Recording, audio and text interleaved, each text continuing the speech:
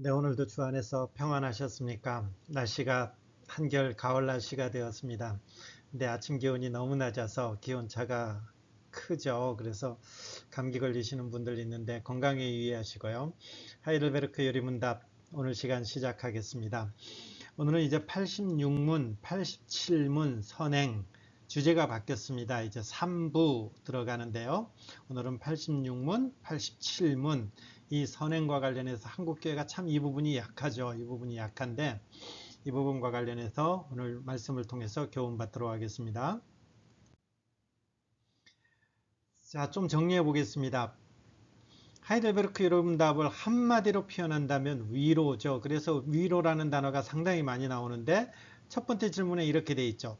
사나 죽으나 당신의 유일한 위로는 무엇입니까? 위로는 무엇입니까? 사나 죽으나 우리의 유일한 위로는 하나님께 속했다라는 것입니다. 이게 위로가 된다라는 것이죠. 두 번째 질문이 뭐였죠? 이러한 위로를 즐기면서 행복하게 살기 위해서 우리가 알아야 될 것이 있습니다. 이 세 가지를 알아야 됩니다. 이렇게 돼 있죠. 첫 번째가 뭐냐면 우리가 비참함에 빠져 있다라는 거죠. 그리고 비참함에서 우리가 구원받았다라는 것, 그리고 구원받은 사람은 어떻게 살아야 되는가, 이 세 가지를 알아야 됩니다. 그래야 우리가 참된 위로를 받으면서 살 수 있습니다. 이렇게 되는 것이죠. 세부적으로 조금만 더 풀어보면요. 비참함이라는 것은 이거죠. 나의 죄가 뭐고 그 죄로 인한 비참함이 얼마나 큰가 라는 부분이죠. 얼마나 크죠? 그것은 죽어야만 해결될 수 있는 그런 비참함입니다. 그 정도로 큰 겁니다. 이렇게 되죠. 그러면 그런 비참함 가운데 있는 우리 인생들이 그냥 있습니까? 그냥 놔두었습니까? 했을 때에 그 비참함으로부터 구원받는 길이 있다 그랬죠. 예수 그리스도로 말미암아 그분이 나를 위해서 대신 죽으심으로 말미암아서 그분의 공로를 의지해서 우리가 구원받습니다. 그리고 성령 하나님께서 예수 그리스도의 그 공로를 나에게 적용시켜 주심으로 말미암아 우리가 구원받습니다. 이렇게 되는 거죠. 그럼 이렇게 구원받은 사람은 어떻게 살아야 됩니까? 세 번째가 나오죠. 감사. 구원받은 사람들은 하나님 앞에 어떤 삶을 드립니까? 라고 했을 때 감사, 찬양 이렇게 되는 거죠. 그래서 우리가 지금까지 어디까지 했나요? 이 두 번째 구원까지 했고 이제 마지막 단락입니다. 마지막 요 세 번째 감사, 이 부분이 86문부터 이제 마지막까지 세 번째 단락 이렇게 가게 됩니다. 이제 조금밖에 안 남았으니까요.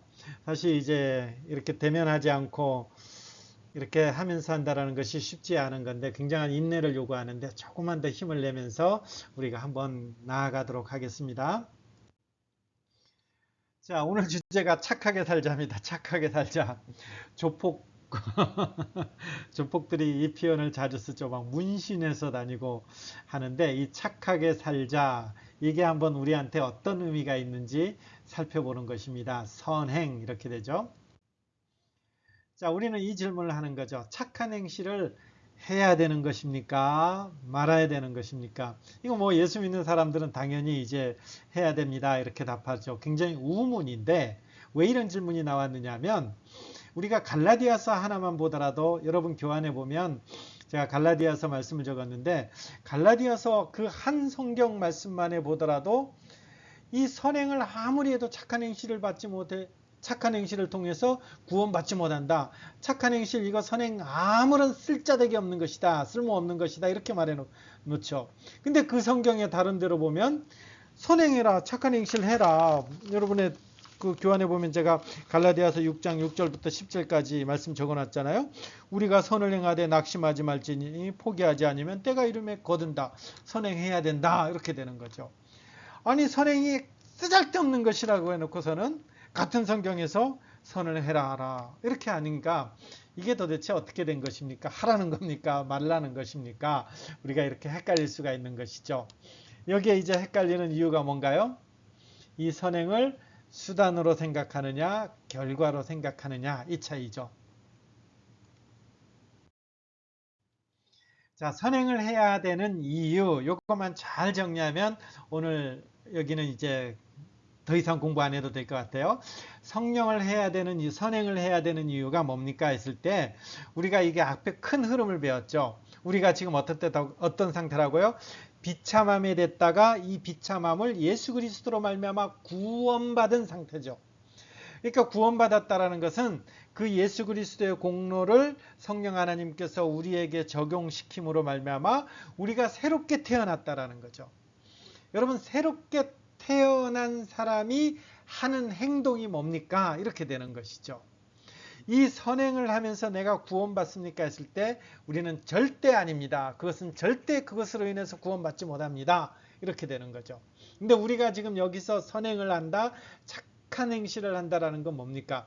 예수 그리스도로 말미암아 구원을 받은 사람이 그 삶을 표현하는 방식이 뭐냐면 선행, 착한 행실이 되는 거죠. 그러니까 이것은 세상의 어떤 도덕적이거나 윤리적인 모습하고 우리가 말하는 선행하고는 차원이 다른 거죠. 세상이 도덕적인 윤리적인 모습하고 우리가 차이점은 뭐예요? 우리는 하나님 앞에서 선을 행하는 거예요. 이전에는 문제가 뭐예요? 하나님 앞에 우리가 선을 행할 수 없는 존재죠. 왜냐하면 우리가 하나님 앞에서 뭔가 하면 할수록 우리는 오히려 죄만 늘어난다고 배웠습니다. 근데 성령 하나님께서 우리를 새롭게 빚어 놓았기 때문에 이제는 우리가 하나님 앞에 영적 선을 행할 수 있는 그런 존재가 되었다라는 거죠. 그래서 우리가 하나님 앞에서 하나님의 기쁨을 유발시키는 어떤 행동들이 우리가 할 수 있는 거죠. 뭐 때문에요? 성령 하나님께서 우리를 새롭게 했기 때문에. 그래서 그 새롭게 함으로 인해서 하나님 앞에서 하나님을 기쁘게 하는 행동, 이게 뭐냐면 이게 선행이라는 거예요. 그래서 우리가 세상이 말하는 도덕적인 윤리적인 모습하고 형태가 어떤 때는 같은 모습으로 드러나지만 차원은 완전히 다른 거죠. 세상이 도덕적인 윤리적인 것은 뭐예요? 하나님 앞에 그것으로 구원받을 수 없는, 하나님 앞에서 그것으로 인정받을 수 없지만 성령으로 새롭게 된 사람들이 하는 이 선행은 하나님의 기쁨을 이기지 못하는 어떤 감사, 찬양이 되는 거죠. 그래서 성령이 새롭게 하심으로 말미암아 우리는 선행을 하는데 보세요. 이것은 우리가 하는 감사의 내용이 된죠. 야, 하나님께서 내게 이런 것을 했기 때문에 내가 이렇게 표현해 드리는구나. 여러분, 누군가가 내한테 너무 잘해줬어요. 너무나 큰 혜택을 주었어요. 그럼 뭐예요? 제가 그 사람을 향해서 뭔가를 하고 싶잖아요. 뭔가 감사를 표하고 싶잖아요. 이게 우리의 선행이라는 거예요. 우리가 모든 삶으로서 하나님께서 우리에게 주신 은혜에 대해서 감사하는 것, 이게 선행이 되는 거죠.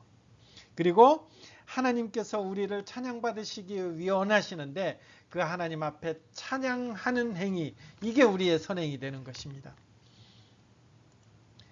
그리고 이거 중요한 건데요. 우리가 구원의 확신을 어떻게 계속해서 확신 가질 수 있습니까? 했을 때에 이 선행을 통해서 우리의 구원의 확신을 가질 수 있다는 거죠. 이게 무슨 말이에요?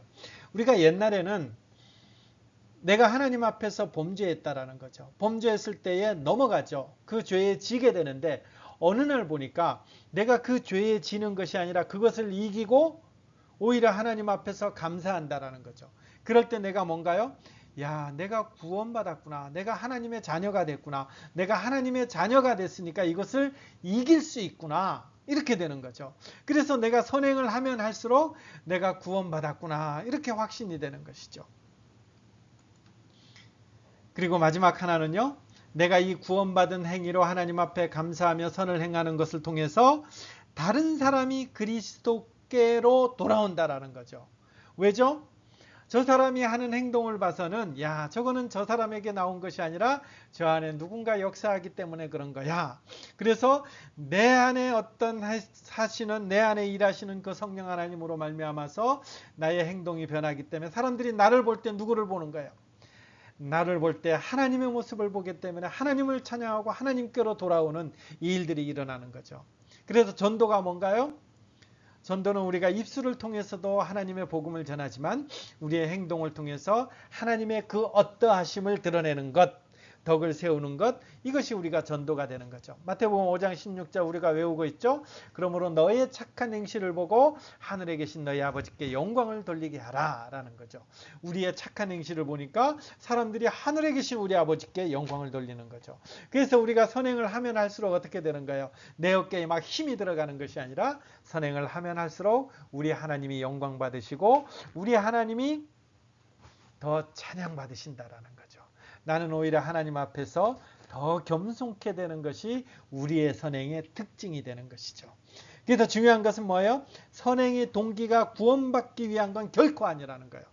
구원받기 위한 것이 아니라 구원 이후의 삶을 한마디로 표현하면 감사하다는 거죠. 이 감사의 행위가 선행 이렇게 되는 것입니다. 자, 그러면 우리가 선행 안 하면 구원 못 받습니까? 선행 안 하면 선행을 안 해도 구원 받습니까? 뭐라고 표현하나요? 선행을 안 하면 구원 하늘의 상급이 없다 이렇게까지 표현하는 거죠. 하나님 나라의 유업을 받지 못한다라는 거죠. 고린도전서 6장 9절 10절 교환에 있어요. 불의한 자가 하나님 나라를 유업으로 받지 못할 줄을 알지 못하느냐. 미혹을 받지 말라.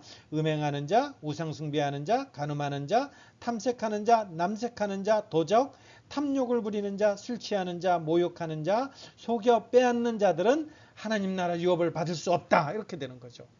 그건 뭐예요? 선행을 행하지 않으면 하나님 나라의 유업을 받을 수 없다라는 거죠. 야, 그럼 이거 큰일 났어요. 큰일 났어요. 그럼 우리가 도덕적으로 완벽해야 됩니까? 도덕적으로 우리가 이런 죄를 지으면 우리가 구원받지 못합니까? 이런 질문하는 거죠. 여러분 어떻게 되나요? 여기 와서 조금 헷갈리죠. 성경이 분명 하나님 나라 유업을 받지 못한다고 되어 있으니까요. 자, 이것은 우리가 구원과 관련해서 씨 뿌리는 비유들을 많이 하죠. 그리고 우리가 구원과 관련했을 때 중생, 다시 태어난다 이런 개념들을 쓰고 있죠. 여러분 우리 아기 생각해 보면 돼요. 아기가 태어났을 때 처음에는 모유를 먹다가 그 다음에 분유를 먹다가 이유식을 먹다가 밥을 먹게 되죠. 이 아이가 태어나서 자라는데 계속 모유만 먹으면 그 애는 어떤 애예요? 그런 애는 있을 수가 없는 거죠. 성인이 됐어도 계속해서 모유만 먹는 애는 있을 수가 없는 거죠. 당연히 새롭게 태어나면 모유를 먹다가 우유를 먹다가 이유식을 먹다가 밥을 먹게 되는 것이죠. 이게 당연한 거라는 거죠. 그러면 우리가 예수 그리스도로 말미암아 성령으로 새롭게 태어났으면 우리는 어떻게 되는 거예요? 당연히 우리도 처음에는 아기처럼 모유를 먹다가 우유를 먹다가 이유식을 먹다가 밥을 먹는 단계로 당연히 자란다라는 거예요. 여러분 씨를 뿌렸어요? 이 씨가 생명이 있는 씨라면 당연히 싹을 틔우고 그리고 자라난다라는 거죠. 그러면 우리가 예수 그리스도로 말미암아 새롭게 태어났습니다. 이 말은 무슨 말이에요? 반드시 성장하게 됐다라는 거예요. 반드시 성장하게 됐다라는 거죠. 왜요? 내 때문이 아니라 내 안에 성령 하나님께서 나를 빚어가시고 새롭게 하기 때문에 그렇다라는 거죠. 그러면 내가 새롭게 태어났는데도 계속해서 열매 맺지 못하고 계속해서 모유가 먹는다라는 건 뭐예요? 그것은 새롭게 태어나지 못했다라는 거죠. 내가 구원받지 못했다라는 거죠. 그래서 열매를 맺지 않으면 내가 구원받지 못했다라는 것입니다. 그래서 하나님 나라의 유업을 받지 못한다라고 했을 때 우리 보고 도덕적으로 그럼 완벽한 사람이 되십시오 이렇게 하는 것이 아니라 이거는 평생 해갈 거죠. 평생 해가는데 평생 우리가 빚어져 가는데 이게 평생 빚어져 가는데도 불구하고 이게 이렇지 못한 사람들은 구원을 못 받은 사람 이렇게 생각해도 된다라는 거죠. 하나님 앞에 구원받은 사람은 어떻게 해요? 반드시 하게 되는 거죠. 여러분 이 표현을 한번 생각해 보세요. 아무도 선행 때문에 구원받지 않으나 못하나 이렇게 하는 것이 더 좋겠네요. 아무도 선행 때문에 구원받지 못하나 그러나 아무도 선행 없이는 구원받은 자가 아니다. 다른 말로 표현하면 구원받은 자는 반드시 선행하게 되어 있다라는 것입니다. 반드시 선행하게 되어 있다라는 것이죠. 그래서 우리는 선행할 때마다 어떻게 되는가요? 이런 것을 통해서 내가 구원받았음을 감사하면서 구원의 확신을 얻을 수 있고 이런 것들을 통해서 우리가 전도의 기회가 되는 것입니다. 정리가 됐죠? 선행이 구원의 조건이 아니다라는 거죠. 구원받은 사람들의 열매, 감사 이렇게 되는 것입니다. 자, 우리 자신의 어떤 공로도 없이 오직 그리스도를 통한 은혜로만 우리가 비참해서 구원받았는데 왜 우리는 그래도 선행을 해야 됩니까? 우리가 구원받았으면 됐지 않았을 그랬지 뭘 또 선행해야 됩니까? 이런 질문하는 거죠. 왜냐하면 그리스도께서 그의 피로 우리를 구속하셨을 뿐 아니라 또한 그의 성령으로 우리를 그의 형상이 되도록 새롭게 하셨다는, 성령 하나님께서 우리를 하나님의 형상이 되도록 새롭게 하셨기 때문에 이제 우리는 어떻게 되는 거예요? 새롭게 태어나서 점점 달아가는 거죠. 그 자라가는 것이 우리는 전 생활로서 하나님의 베푸신 은택들에 대해서 감사하고 그리고 우리로 말미암아 하나님이 찬양받으시도록 하기 위함입니다. 여기에 끝나는 것이 아니라 더 나아가서 우리 스스로 믿음의 열매로서 우리의 믿음의 확신을 얻고, 어떤 사람이 믿음의 확신이 강한가요? 구원의 확신이 강한가요?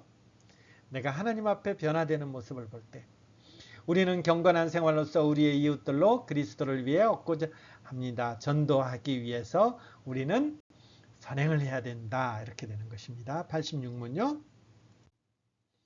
감사치도 않고 회개치도 않는 생활로서 하나님께서 돌이키지 않는 자들도 구원받을 수 있습니까? 여러분 한번 답 한번 읽어보실래요? 결코 그렇지 않습니다. 라는 거죠.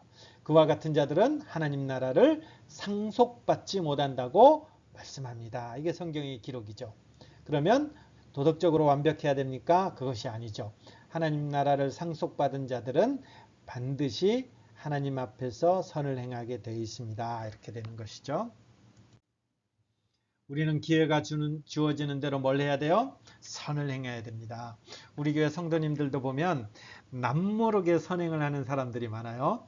이게 연약한 자를 돕는 자들도 많고, 그 다음에 선교사 자녀를 돕는 분도 계시고, 그리고 남몰래 어떤 선행을 하는 것들. 사실 저희는 이제 좀 특수한 교회라 가지고 저희 성도들끼리 그런 교류가 많이 없지만, 그럼에도 불구하고 이런 것들을 보면 참 이렇게 기쁨이 되고 그렇게 감사가 되고 그러는데, 우리 성도님 중에 이러한 분들이 참 많아요. 이러한 선행을 하는데 여러분 더 열심을 내시기 바랍니다. 이게 하나님 앞에서 우리에게 주신 은혜이기 때문에 그렇습니다. 이러한 선행을 통해 우리는 우리의 구원을 더욱 굳건하게 확신하게 되며 불신자들이 그리스도께로 인도함을 받아 하나님의 교회가 더욱 성장하는 기쁨을 누릴 수 있을 것입니다. 우리는 기회가 주어지는 대로 뭘 해야 된다고요? 선을 행하시는 그런 여러분들이 되시기를 바랍니다. 고맙습니다. 오늘도 복된 그리고 평안한 저녁 되십시오.